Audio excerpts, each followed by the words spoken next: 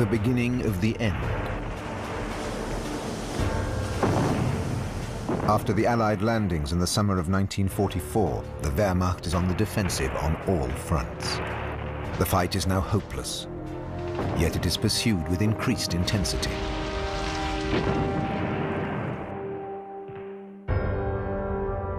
But most German soldiers do not recognize the hopelessness of Germany's situation until after they have been captured.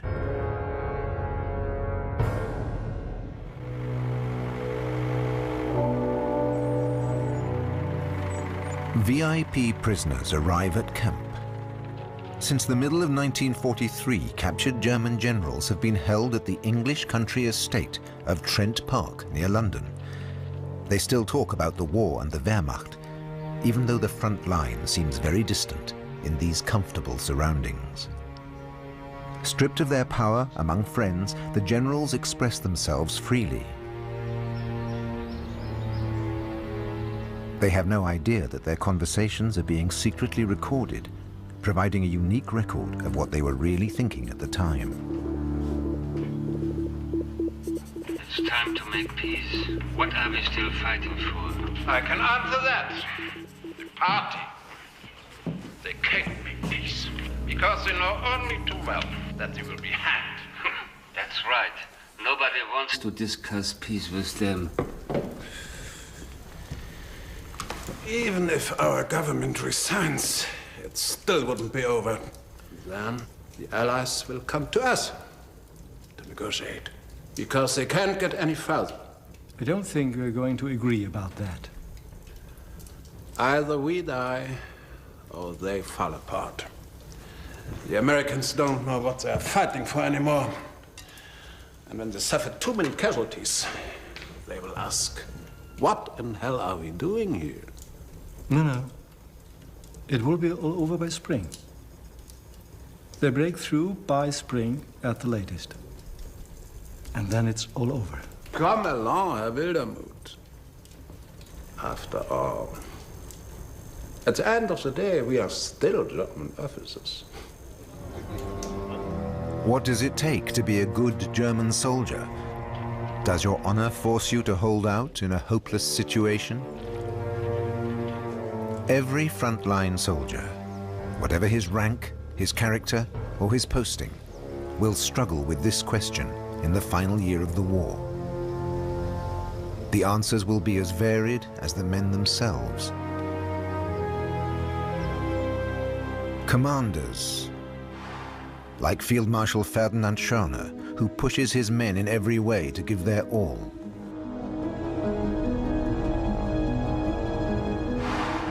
Ordinary soldiers like Private Kurt Vetter, only a bullet can save his life.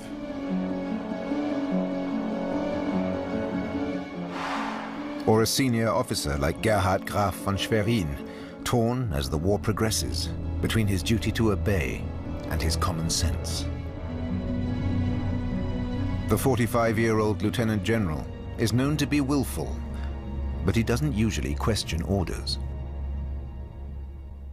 Ich habe den Eindruck gehabt, dass ein loyaler Offizier und General war, der seine Aufträge ausführte, wenn auch manchmal mit Murren und vielleicht auch hier und da mit Einwänden dagegen und sich auch gegen eine unberechtigte Forderung stellte. In mid-1944, under the overall command of Field Marshal Walter Model, Schwerin leads his panzers into battle against the advancing Allies in the west. His division is always sent where the action is hottest, to put out the flames. But through that summer, crushing Allied superiority forces them back, closer and closer to the German frontier.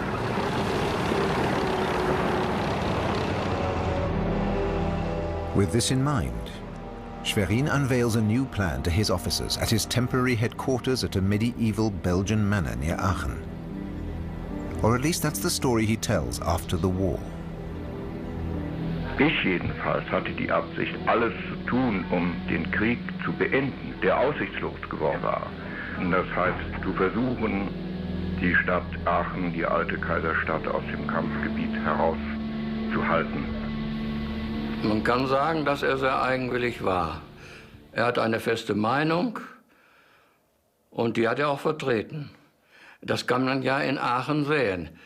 Er war ja bereit, die Stadt kampflos zu übergeben, trotz gegenteiligem Führerbefehl. For this border town, steeped in history, is to be held as a fortress at any cost. Hitler has given strict orders.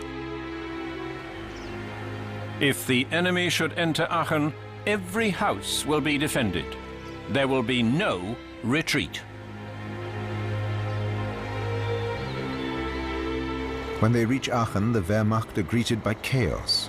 City and Nazi Party officials have long since left the city, after issuing a vague order to evacuate.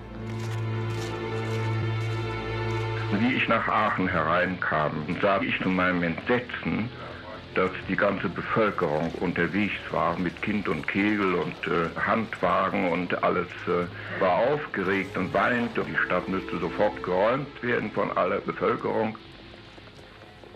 Das muss ihn alles sehr erschüttert haben. Und dann hat er die Offiziere, die bei ihm waren, zu sich gerufen und die beordert, in die Stadt zu fahren und die Bevölkerung zu beruhigen und sie aufzufordern, wieder zurückzugehen. In the meantime, Schwerin makes arrangements for the peaceful surrender of Aachen. Apart from a few advance guards, he keeps his division outside the city. He wants to avoid pointless street fighting. Looking for a way to communicate with the enemy, he goes to the city's telegraph office. Here he dares to break a military taboo. He leaves a message for the Americans, whose arrival he expects imminently. He writes in English. I stop the stupid evacuation of civil population and ask you to give her relief. I'm the last commanding officer here, Gerhard Graf von Schwerin.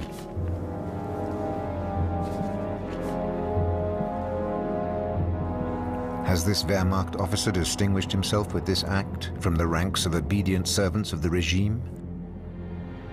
To become the savior of Aachen, as he likes to be called after the war. Aachen hat in ungewöhnlicher Weise mir gedankt dafür, dass ich den Versuch gemacht habe, die Stadt vor dem Untergang zu retten. But he failed.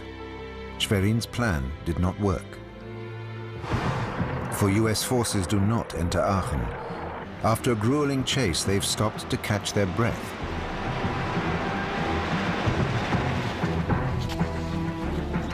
The protector of the city now has a serious problem. His deliberate defiance of an order will be exposed. Als Schwerin wenige Stunden nach seinem Handeln am Morgen des 13. merkt, dass die Amerikaner nicht kommen, revidiert er seine Entscheidung sofort und schickt unmittelbar seine Panzergrenadierregimenter durch die Stadt in genau dieses Kampffeld, das er am Morgen hat vermeiden wollen. Aachen does become a battleground, with everything that means for the inhabitants. In order to maintain discipline in the fortress city, the division now sets up a summary court-martial. It sentences 2 suspected looters to death. They had been caught on the streets. They're only 14 years old. Wie ein Lauffeuer ging es denn mit einem Mal rund. Da hinten werden Kinder erschossen. Ich war natürlich neugierig und dann zerrte man die Kinder mit einem Mal aus der Haustür. Ich war sehr, sehr erschrocken, weil ich beide Jungs kannte. Ich konnte das ja nicht fassen. Dann hatten die Jungs die Augen verbunden mit so großen Herrentaschentüchern. Und der Karl, der rief immer, Mama, Mama, Mama, ich will nicht sterben. Ich hab nichts getan, Mama, ich will nicht sterben. Und dann rief einer plötzlich Feuer und dann wurde auch schon geschossen. Und der Karl Schwarz, der fiel zwar hin, der hat sich aber aufgerappelt und ist in Richtung Feldmannplatz da runtergelaufen. Und also schrittweise, und dann lief aber schon so ein junger Leutnant hinter ihm und sagte, was, du willst nicht sterben, und hat ihm den Gnadenschuss gegeben. On the authority of an order issued by Schwerin from his headquarters, Looters will be subject to summary execution by the Wehrmacht. Later, he would attempt to justify this directive. Nun war ich ja der verantwortliche Mann in Aachen und sagte mir, wenn die Leute anfangen hier zu plündern, das muss unter allen Umständen unterbunden werden. Dass dann nun 2 14-Jährige erschossen worden sind, das ist natürlich sehr betrüblich. Wenn ich etwas davon erfahren hätte, dann hätte ich unter allen Umständen gesagt, nein. The day after the event, things looked a bit different in Schwerin's report to his superiors. I ordered looters to be tried. 2 looters were executed. Signed, Schwerin. Was hier geschehen ist, dass die Wehrmachtseinheiten an die Bürger von Aachen eine sehr deutliche Botschaft geschickt haben, durch diese extreme Form von Gewaltanwendung, Tötung von Kindern, dass nun Herrschaft zurückgekehrt ist. Diese Hinrichtungen sollten die Menschen von den Straßen treiben und der Wehrmacht Handlungsfreiheit verschaffen. Das steht natürlich in einem sehr scharfen Kontrast mit dem, was Schwerin angeblich am Morgen vorhatte, nämlich Aachen und seine Bevölkerung zu retten. Now Schwerin's priority is to save his own skin. His letter to the enemy could be a death sentence. He tries to get it back, but it's too late. Party officials have long been informed.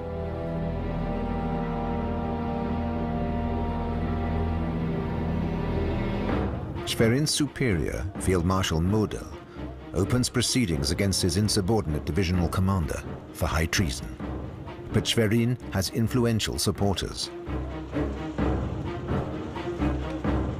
Instead of being punished, he's transferred to the Italian front, and later even promoted to full general.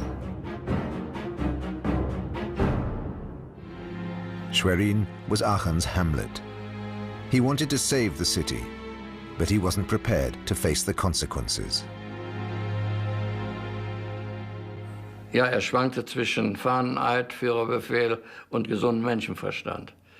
Und die Soldaten, die da in Aachen waren, die mussten das natürlich dann ausbaden. Schwerin's original plan had failed miserably. Aachen was the first German city to become a battlefield, and then a field of rubble. Obeying orders, Schwerin's successor Gerhard Wilk let the destruction continue until the bitter end. Later he too tried to justify his actions. Natürlich, ich hätte früher Schluss machen können, vielleicht die Umlinie Blutvergießen zu verhindern. Dann wären wir nicht übrig geblieben. Ich wäre also von Tode verurteilt worden wegen Pflichtverletzung. Also ich habe immer wieder einen Kampf innerlich geführt Gehorsam und Pflicht und Ehre. But these insights only occur to the colonel after his capture, from the perspective of a British prisoner of war camp. The fighting in Aachen became utterly pointless, but retreat was turned down flat.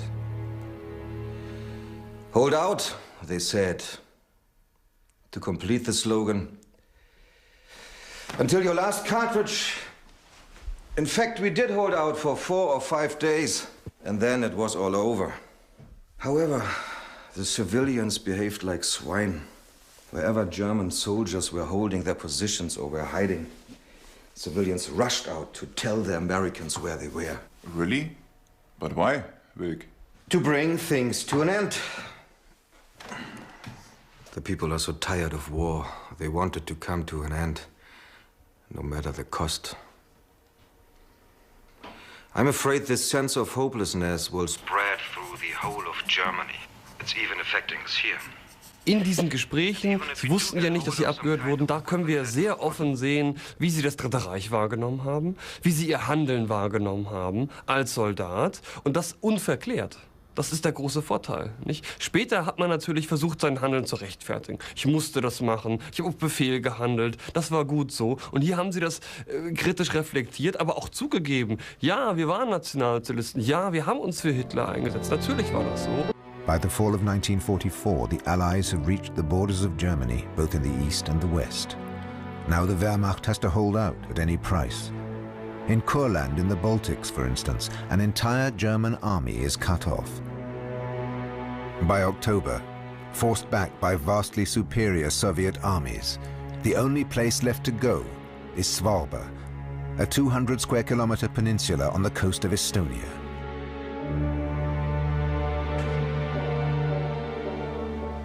Holding this insignificant piece of moorland becomes a matter of life and death. Hitler hat den Befehl herausgegeben an uns, den wir allen Soldaten persönlich bekannt geben mussten. Es kommt mir keiner von der Insel, es sei denn nach Sibirien. Das mussten wir allen Soldaten sagen. Das war allerhöchster persönlicher Befehl. None of the 10,000 soldiers has a hope of leaving the battlefield in one piece.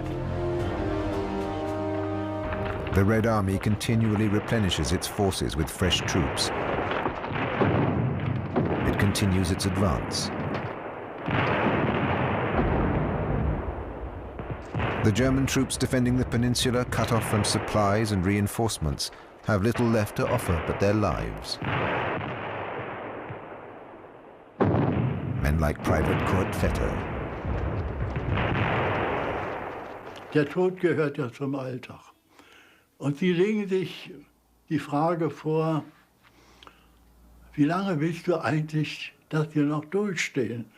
Wir wussten eines immer wieder, als einfacher Soldat vorne kommst du nie heil raus. Irgendwann erwischt es dich. Wenn du Glück hast, eine Verwundung, wo du noch gehen kannst, ein Heimatschuss. Und wenn du Pech hast, dann wird dein Körper zerrissen, dann werden deine Beine zerrissen. Das alles wussten wir. On October the 30th, 1944, Corporal August Müller writes home. My dear wife and daughter, no one believes we're ever going to give up this little piece of island. The ground is soaked with a huge amount of blood. The Russians are losing many, many men here. There are just 3 men left from our original signals unit. Everyone else is dead or wounded. The war makes tough demands on us. Wir sind dann in den Wald und haben dort Feuer bekommen. Und dabei wurde mein Freund getroffen. Ich habe gerüttelt, ich sage, Bernhard, Bernhard, was machst du? Er hat keine Antwort gegeben. Nach kurzer Zeit kam der Befehl, zurückziehen. Was soll ich tun? Ich bin losgelandet und habe ihn allein gelassen. Dieses Erlebnis hat mich immer wieder wachgerüttelt, den eigenen Freund liegen lassen müssen, nur weil man selbst das eigene Leben retten will. General der Flieger Pflugbeil zeichnet verdiente Swarbekämpfer aus. The deaths of thousands of soldiers become the material for a heroic epic. In mid-November, General Ferdinand Schörner, the Army Group commander, personally visits Swarbe to encourage the soldiers to hold out. Er kam dann auf den Regimentsgefechtsstand und natürlich haben wir gesagt, dass die Kampfstärken immer weniger werden. Und Schörner hat selbstverständlich den Eindruck mitgenommen, dass so auch die Halbinsel nicht mehr zu halten ist. Aber der Eindruck alleine genügt noch nicht. Wenn da ein Führerbefehl besteht, halten bis zum letzten Mann. In November, August Müller writes, If only this war could end. But we're going to have to wait a long time for that. I've been lying in a foxhole all day. They've made this place into a fortress. I expect we're going to die here like dogs. Die letzte Konsequenz war die, dass wir gesagt haben, wir müssen selber dazu beitragen, dass wir verwundet von dieser Insel herunterkommen. Ja, und da haben wir geknobelt. Wer lang zieht, muss schießen, wer kurz zieht, kann das Bein entstellen. Ich habe lang gezogen. Mein Kamerad hat sich etwa in 10 Meter Entfernung auf einen Baumstamm gestellt. Ich habe eine Maschinenpistole durchgeladen und habe geschossen. Da fiel er um. Er hat gejammert. Ich sage, sei mal zufrieden, du kommst da jetzt nach Hause. Und dann haben wir ihn geschnappt, eine Zeltbahn gebracht, zu viert, und sind dann zur nächsten Sanitätsstelle und haben ihn dort gewissermaßen übergeben. Only the wounded have a chance to get out. After 6 weeks of bitter fighting, 4,000 German soldiers are dead or missing.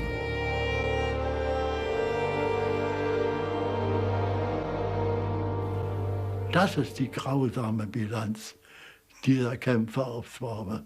Völlig sinnlos, militärisch, überhaupt nicht zu verantworten. Politischer Wahnsinn. Greetings and kisses to both of you. Your papa, your dear husband. Corporal August Müller wrote these last words on November the 17th, 1944. He never left the island. The defenders are at last given permission to withdraw.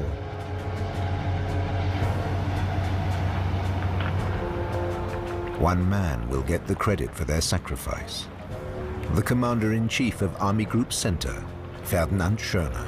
Schörner war so ein typischer Durchhaltegeneral. Wenn das bekannt wurde, Schörner kommt, den verdrückten sich die möglichst. Wer sich verdrücken konnte, der war nun gerade mal nicht anwesend. Denn wenn man ihm da in die Hände fiel, dem war es leicht möglich, dass er sagt, Ihre Funktion hier ist unnötig, wir brauchen Sie an der Front, und dann wurde der zu irgendeiner Division geschickt. Even now, Schörner orders the last able-bodied soldiers to defend the remaining areas, regardless of losses and under massive pressure from the enemy and their own side.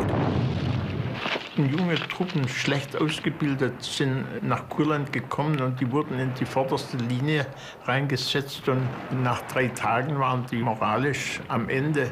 Und dass dann so junge Leute, dass die einfach nicht mehr können und davonlaufen, das ist eigentlich eine ganz natürliche Reaktion. Und ich fand es also unmenschlich, solche Leute dann unter Umständen vor ein Standgericht zu stellen. Die konnten eigentlich gar nicht anders. Ja.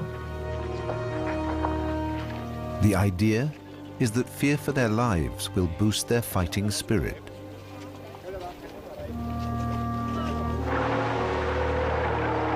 Wir waren auf dem Weg zur Front und plötzlich erschien Schörner aus Richtung der Front. Wir hatten etwas abseits gelagert und ich habe beobachtet, dass ein einzelner Lanzer von Richtung Front nach rückwärts ging.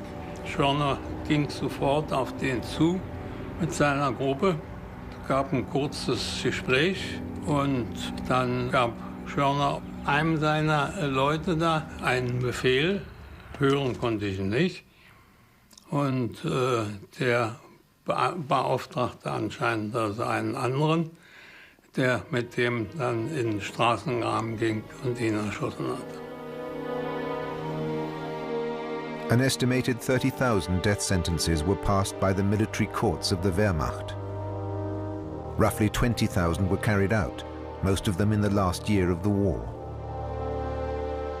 Mostly on the Eastern Front. Schörner hat immer wieder Frontbesuche gemacht und auch in seinen Befehlen steht das drin, ich habe an dem und dem Ort die und die Soldaten gesehen und habe dafür gesorgt, dass sie entweder an die Front zurückgeschickt wurden oder vor Standgericht gestellt. Also das war so. Also, und das hat eben auch Hitler imponiert, dass Schörner nicht der General war, der hinten am Kartentisch stand, sondern dass der vorgegangen ist und nach allem geschaut hat. This gung-ho general represents Hitler's ideal National Socialist warrior. His attitude and his fanaticism count for more than military tradition.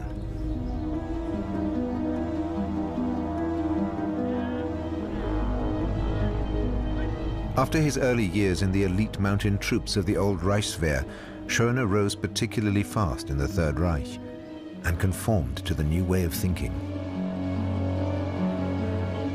Hitler appreciates the fact that he carries out ideologically inspired orders without a second thought. Schörner ist immer einen gewissen Optimismus ausstrahlend von Hitler zurückgekommen.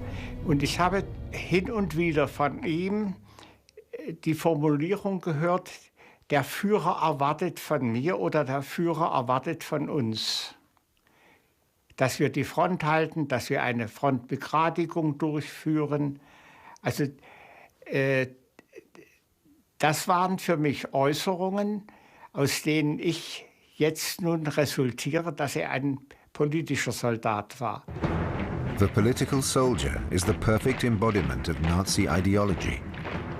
Since 1944, Wehrmacht soldiers have received more and more political education.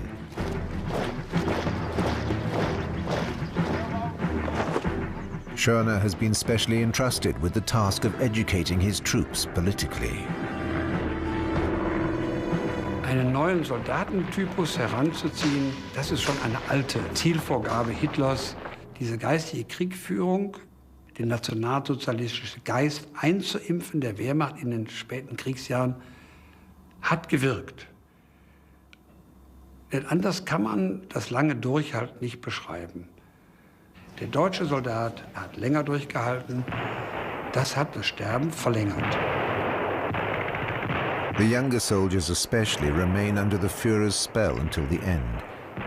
For most of them, holding out to the very end is a matter of honor. They're obeying orders, but they also feel a broader allegiance to Hitler and the Reich, and the need to save it from destruction. And when they can no longer believe in victory, the soldiers search for other reasons to fight on. Field Marshal Schörner finds other reasons too, after the war is over. Meine Aufgabe war, 2,5 bis 3,5 Millionen Deutsche zu retten. Abtransport der gefährdeten Bevölkerung. And the propaganda machine certainly gives the impression that the evacuation of Germans from the Eastern Territories is the Wehrmacht's top priority. Weit über 1,5 Million Flüchtlinge wurden auf Seefahrzeugen in das Reich zurückgebracht. In der Propaganda hat man den einfachen Soldaten versucht weiszumachen, ihr kämpft hier, damit die Bevölkerung von dem Bolschewismus gerettet wird. Aber in den militärischen Befehlen, auf die es ankam, da stand drin, militärisches Gerät hatte höhere Priorität als die Flüchtlinge. Da stand nichts drin, man soll die Front halten, um die Zivilbevölkerung in Sicherheit zu bringen. Die Zivilbevölkerung hat man größtenteils allein gelassen. At the beginning of 1945, Schörner is recalled from Kurland. The king of the last stand is urgently needed at other crisis points. The huge Soviet offensive in the spring of 1945 stretches all the way to Silesia.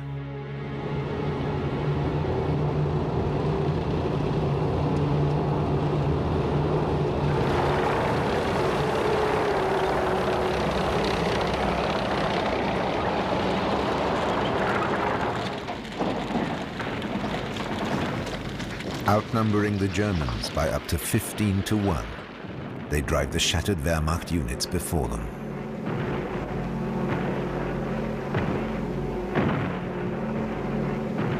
Es war wirklich ein heilloser Rückzug. Kann ich nicht sagen. Es war ein heilloser Rückzug. Wir wollten bloß weg im Westen.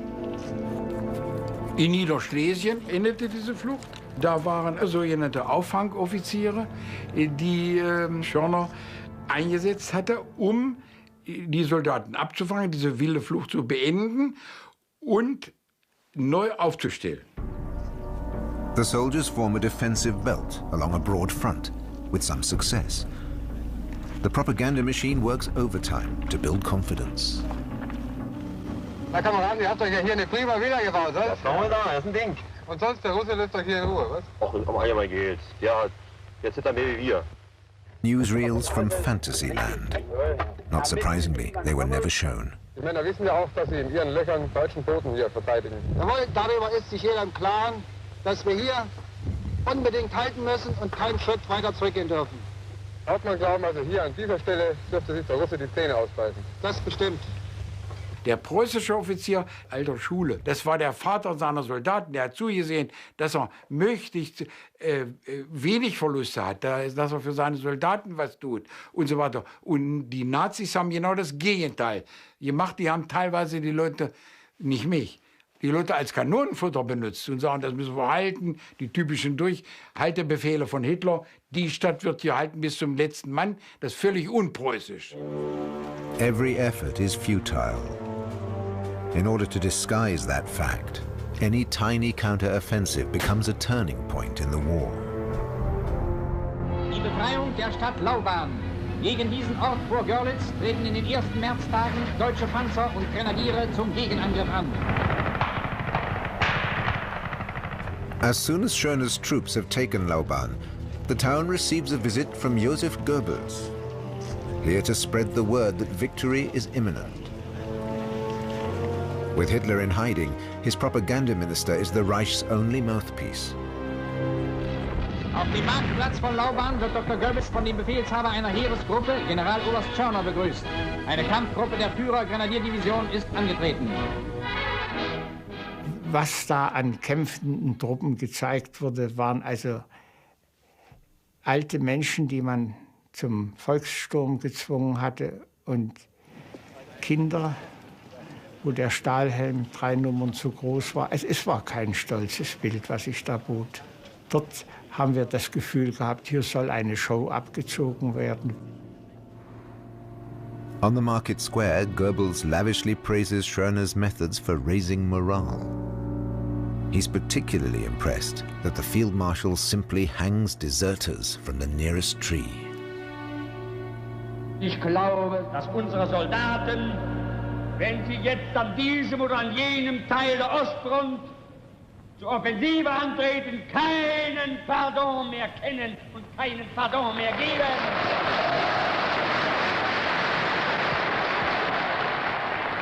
Und ich glaube so fest, dass wir eines Tages den Sieg an unserer Fahnen heften werden, wie ich je in meinem Leben an etwas fest geglaubt habe.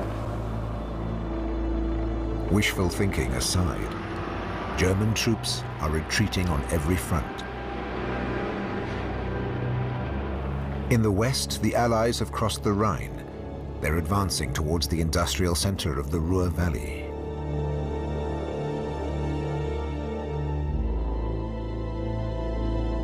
By the beginning of April, they've surrounded the Reich's arms manufacturing centers on the Rhine and Ruhr.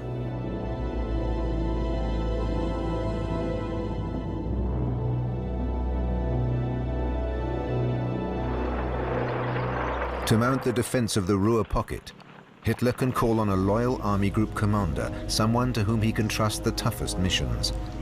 Field Marshal Model is respected by his soldiers as well.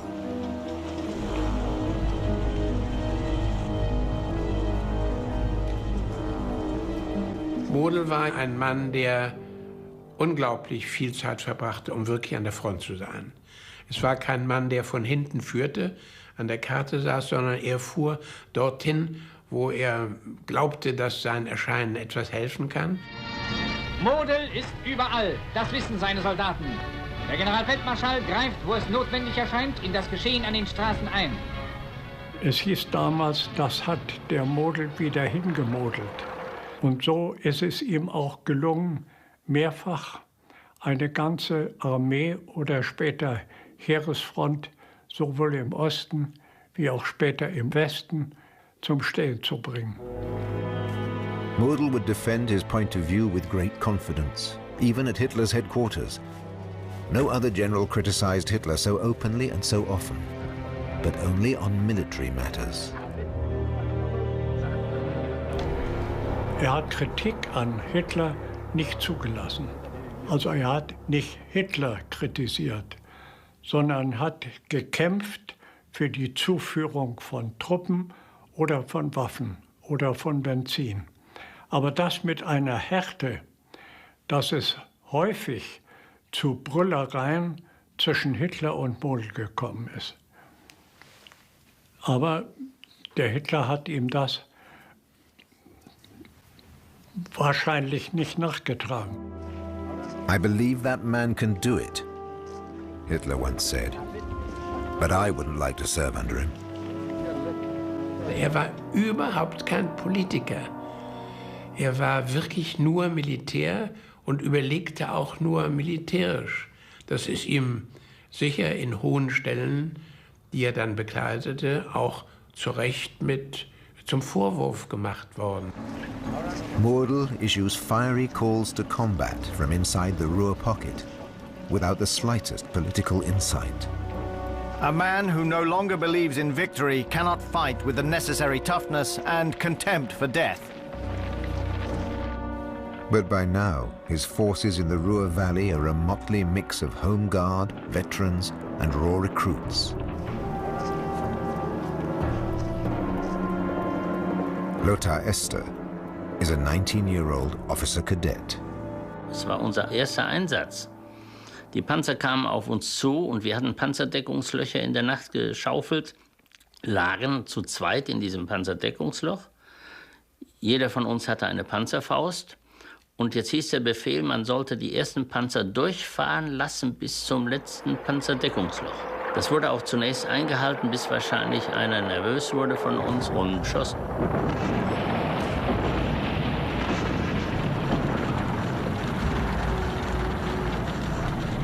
Als es dann geschehen war, haben die Panzer, die noch da waren, das getan, was ich noch nie vorher gesehen hatte. Sie fuhren auf ein Panzerdeckungsloch, in dem die deutschen Soldaten lagen, drehten sich einmal auf dem Loch um 360 Grad und fuhren weiter, hinterließen praktisch das Grab der beiden Soldaten.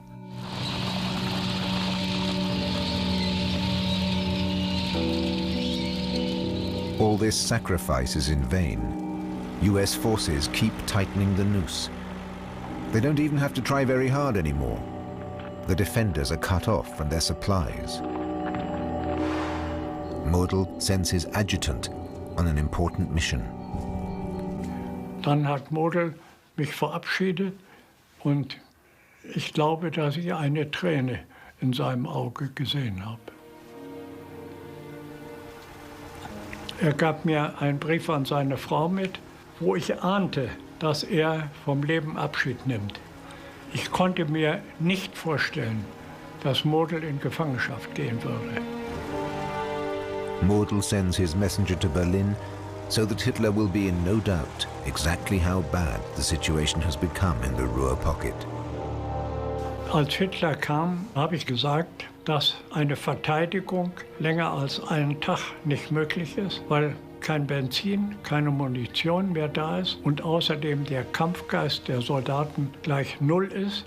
Und ich habe gesagt, die letzte Seele des Widerstands in dem Ruhrkessel ist der Feldmarschall Mordel, der aber keinerlei Möglichkeiten mehr hat, als Feldmarschall seinen Truppen Befehle zu geben.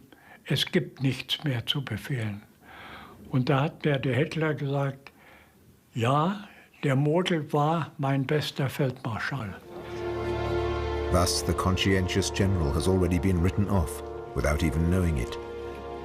Nevertheless, he sticks to his task. Fight to the last and die with a weapon in our hand. I invite each of you to follow me. Mordel still refuses to consider surrendering. His soldiers are left without leadership.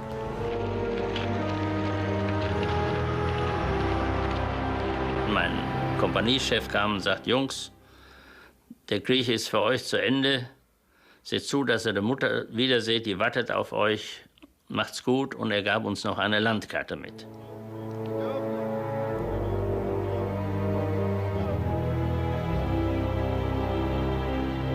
Wir haben unsere Waffen, die wir hatten, noch schnell weggeworfen und haben gewartet, bis die Amerikaner kamen, haben dann langsam die Hände hochgehalten.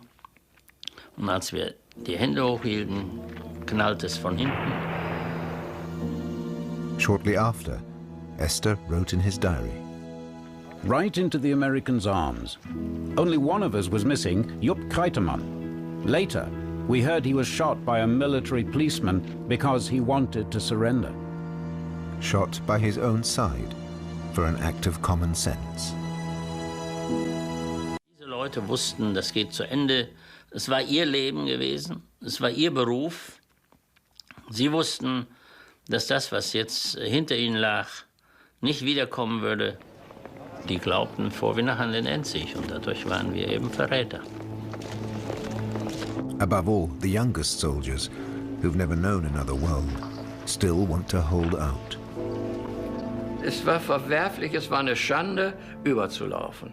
Das wurde uns früh eingeimpft und das haben wir auch immer so empfunden. Wir wollten nicht in Schanden, wir wollten in Ehren untergehen. As the enemy advance on German soil continues, every member of the Wehrmacht now faces the same dilemma. In the ancient city of Gotha in eastern Germany, so far untouched by the war, Josef Ritter von Gadola is summoned from his command post in Castle Friedenstein.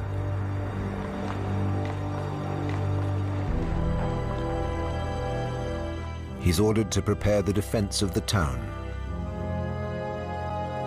Gadola musste per Handschlag sich verpflichten, bis zum letzten Mann, also bis zum letzten Blutstropfen, um Gotha zu kämpfen.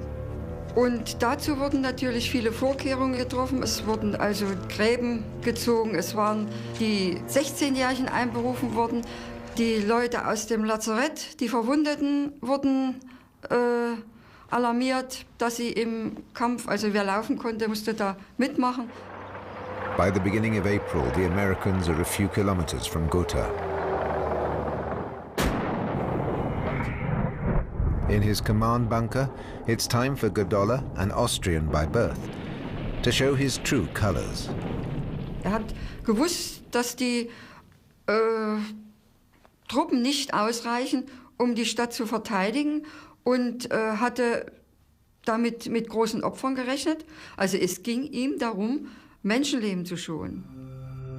Gadola persuades other representatives of the city to back his plan. He intends to do something unprecedented for a Wehrmacht officer.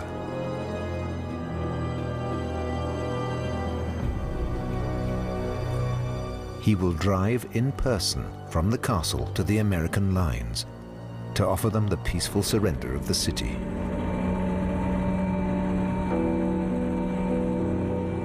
But on the way, an anti-aircraft unit stops him. He's declared a traitor and reduced to the ranks.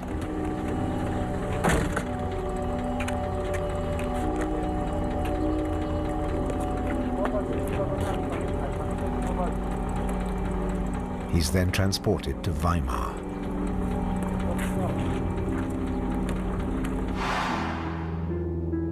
The next day, a summary court-martial sentences him to death by firing squad.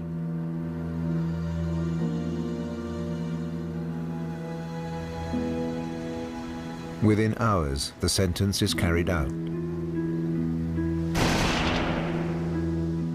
Gadola is one of very few officers who put conscience before duty, and yet even today, he remains largely unknown. And he achieved his aim. Gotha remained unscathed. On the day of his death, the US Army entered the city without firing a single shot. Gadola had ordered the Wehrmacht to pull out and had hung out white flags. The Americans could advance unopposed. Most German generals can't appreciate the good sense of Gadola's actions until they themselves have nothing more to lose. Like the generals in Trent Park in England, where they're held as prisoners of war in the spring of 1945. I always used to think it was wrong to surrender. It would cause a rift in the nation that could have disastrous consequences. But now it has to end. It's simply madness. We will not fall. Any nation can lose a war. Because it was stupidly led, put in an impossible position by the politicians. But it cannot lose a war if it fights properly to the end. It's suicide. It's a collective suicide of a nation. Something history has never before seen. At his last headquarters, an estate near Düsseldorf. Out of touch with the reality of the situation in the Ruhr pocket, Model rejects every call for surrender.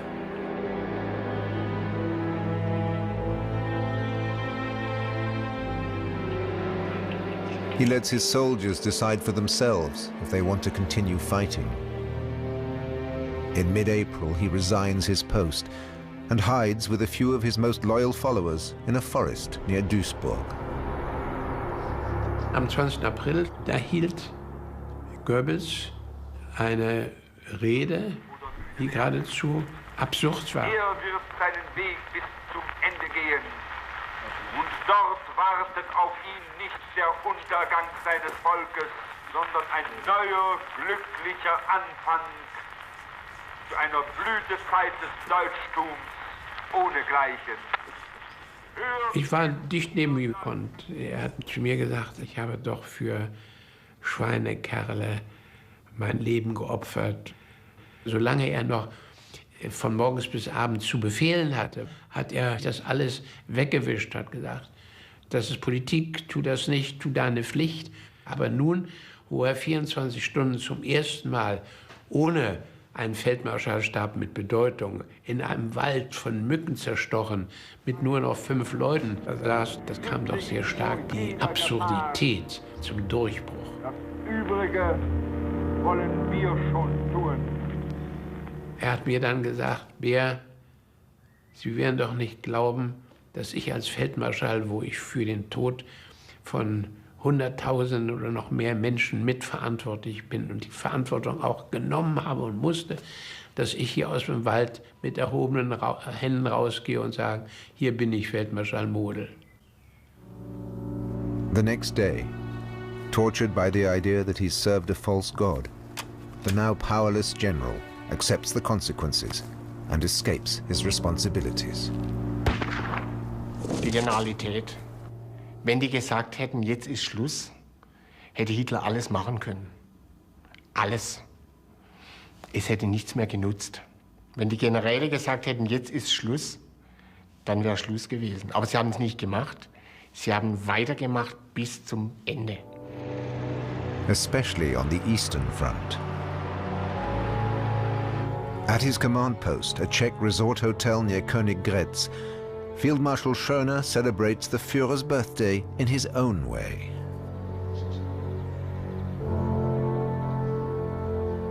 Zu Hitlers Geburtstag war der gesamte Stab angetreten zu einem Appell.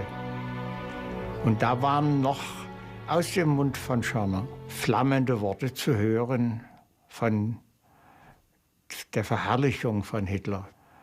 Der Führer hat uns hier mit dieser Aufgabe betraut und wir haben den Auftrag, dass wir ihn nicht enttäuschen, sondern dass wir sein Vertrauen erfüllen. True to his words, Schöner's men fight on, even after Hitler's death, when soldiers elsewhere gradually started to come to their senses. At the end of the war, this commander who drove his people to hold out to the very last moment turned out to be remarkably adaptable. Dass Schöner an diesem Morgen mir in einem Zivilanzug gegenübertrat, das hat mich etwas geschockt. Das war mir unerklärbar. Er forderte mich auf, dass wir zum Flugplatz fahren. Als wir diesen Flugplatz erreichten, stand nur ein Flugzeug dort und da gab es ein ganz nüchternes Lebewohl. Hoping to land in American captivity, Schöner heads west on May the 9th, abandoning his army to an uncertain fate. But he has miscalculated. The Americans sent him back to the Soviets as a prisoner. He returns home in 1955. In West Germany, he's prosecuted for his wartime record, but he's unrepentant. Das einzige Band, das die Heeresgruppe Mitte als einzige bis zum letzten Tag des Krieges zusammenhielt, war das Vertrauen meiner Soldaten zu mir, wie ich das unbegrenzte Vertrauen zu meinen Frontsoldaten hatte. Wir wurden ja eigentlich im Stich gelassen, nicht? Der Krieg war zu Ende, kein Mensch kümmerte sich mehr um die deutschen Soldaten. Die mussten nur zusehen, wie sie weiterlebten. Ferdinand Schöner was prosecuted and convicted for the death sentences he'd passed. After 3 years, he was released. He died in 1973. Gerhard Graf von Schwerin became an advisor for the creation of the new West German army, and he celebrated in the Golden Book of the city of Aachen. Kurt Vetter returned from the war in 1945. He worked as a lecturer in business studies. He died at the beginning of 2007. On his return from a French prisoner of war camp, Lothar Esther became a teacher. Leben wollten wir. Schluss mit diesem verdammten Krieg. Nach Hause, endlich Frieden zu haben. Between January and May 1945, 1.2 million German soldiers have died. The enemy's losses also run into millions.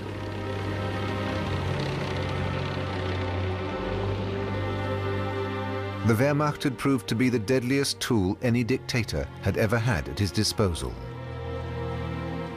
until its own destruction.